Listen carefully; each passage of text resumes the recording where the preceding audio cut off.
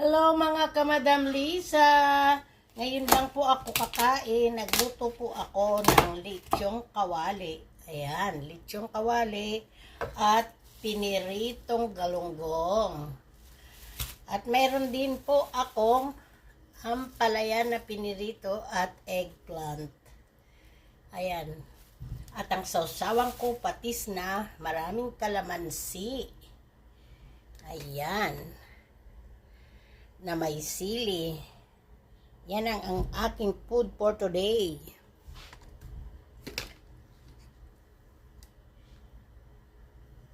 Marami po kasi akong gawain, kaya late lunch na ako mga kamadam Lisa.